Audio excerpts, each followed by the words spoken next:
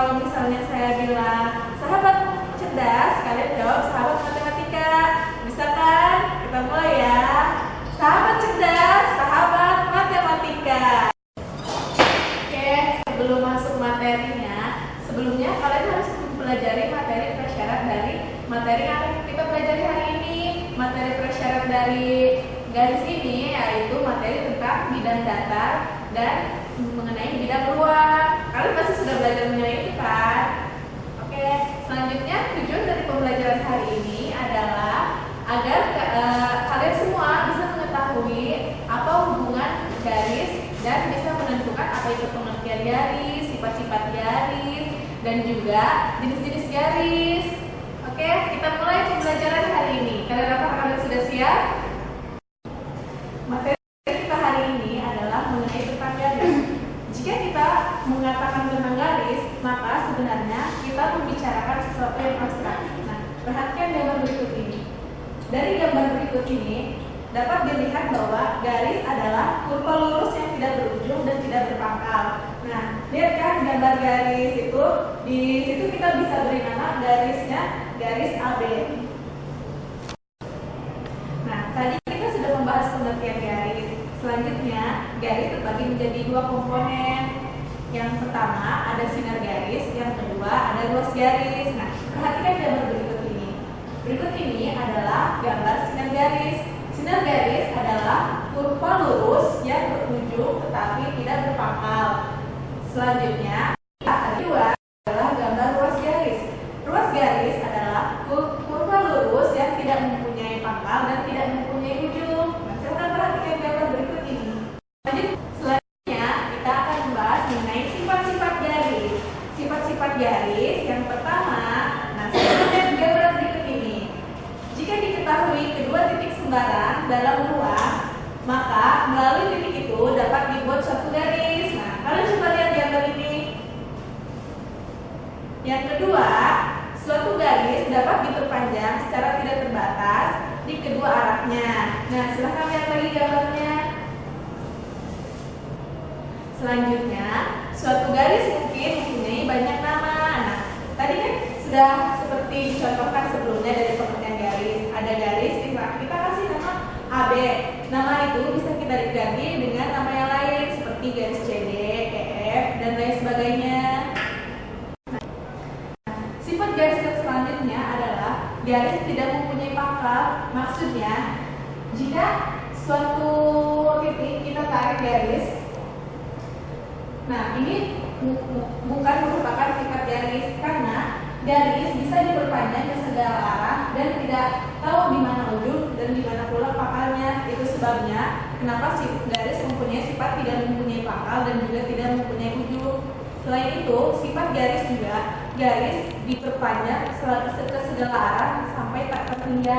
Jadi, kita bisa membuat garis sepanjang yang kita inginkan dan tidak terhingga arahnya. Nah, kita tadi telah membahas mengenai apa saja, coba ada yang ingat? Oke, saya akan meresum apa saja yang baru saja kita bahas tadi. Yang pertama, kita membahas tentang pengertian garis. Yang kedua, kita membahas mengenai apa saja bagian-bagian dari garis. Dan yang ketiga, kita membahas mengenai sifat-sifat garis. Nah, untuk materi selanjutnya, kita akan membahas mengenai jenis-jenis garis. Tapi sebelum masuk ke pembahasan selanjutnya, kita lakukan jargon kita dulu. Masih pada ingat kan jargonnya? Kalau misalnya saya sebut sahabat cerdas, kalian jawab sahabat matematika. Sudah pada siap? Oke, kita mulai. Sahabat cerdas, sahabat matematika. Selanjutnya kita masuk ke materi macam-macam garis. Berikut adalah macam-macam garis. Berikut ini kita bahas satu persatu apa dari maksud garis bagi, garis berat, garis bilangan, garis sejajar, dan garis lurus. Berikut pembahasannya. Yang pertama akan kita bahas adalah mengenai garis bagi. Kalian perhatikan yang berikut ini. Garis AA aksen merupakan garis bagi. Kenapa dikatakan garis bagi? Ada yang tahu alasannya? Oke. Sebelumnya, apa kalian sudah tahu apa itu pengertian dari garis bagi? Baiklah, saya akan memberitahu apa itu garis bagi. Garis bagi adalah garis yang membagi sebuah sudut suatu bangunan menjadi dua bagian yang sama besar. Nah, kita perhatikan ya, AA aksen membagi sudut A menjadi dua bagian sama besar. Nah, sudut apakah? Sama besar apakah itu? Kita lihat bahwa sudut CA aksen sama besar dengan sudut BA aksen. Nah, itu sebabnya kenapa garis AA aksen disebut garis bagi. Selanjutnya, yang akan kita bahas adalah mengenai garis berat. Coba kalian perhatikan yang berikut ini. BB aksen merupakan garis berat. Kenapa demikian? Karena garis BB aksen itu ditarik dari sudut B yang membagi garis CA sama besar, sehingga garis BB aksen disebut garis berat. Dari situ apakah kalian sudah tahu apa pengertian garis berat? Oke, untuk memperjelasnya, saya akan menjelaskan apa itu garis berat. Garis berat adalah garis yang ditarik dari sebuah sudut bangunan luar dan membagi sisi yang berada di hadapan sudut itu menjadi dua bagian yang sama besar. Selanjutnya, jenis garis yang akan kita bahas adalah garis bilangan. Nah, waktu SD pasti kalian sudah pernah belajar kan garis bilangan itu seperti apa?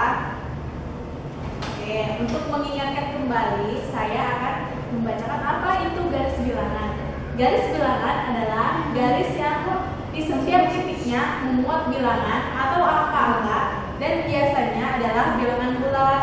Berikut adalah contoh dari garis bilangan. Jenis garis keempat yang akan kita bahas adalah garis sejajar. Coba kalian perhatikan gambar berikut ini. Kenapa dua garis tersebut dikatakan sejajar? Karena kedua garis tersebut terletak pada suatu bidang datar. Selain itu, kedua garis tersebut tidak berpotongan dan juga kedua garis itu mempunyai jarak yang tetap. Jadi kalau garis tersebut dipindahkan, jaraknya akan selalu sama dan tidak tetap dan tidak berubah-ubah, sehingga garis tersebut dikatakan garis sejajar.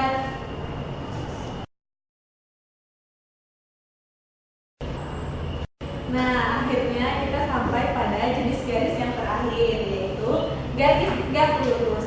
Coba kalian lihat gambar di sebelah saya ini. Garis tegak lurus membentuk sudut 90 derajat. Kalian lihat, garis tersebut membentuk sudut 90 derajat kan? Selanjutnya, garis AB tegak lurus terhadap garis CD, sehingga garis tersebut dikatakan garis tegak lurus. Dan juga notasi untuk penulisan garis tegak lurus bisa ditulis dengan AB tegak lurus CD. Nah, akhirnya kita sampai pada ujung pembelajaran kita. Sebelum saya menyebutkan apa itu kesimpulan dari pembelajaran hari ini dan juga menutup pembelajaran kita hari ini, kita menyebutkan terlebih dahulu jargon kita biar kita tambah semangat.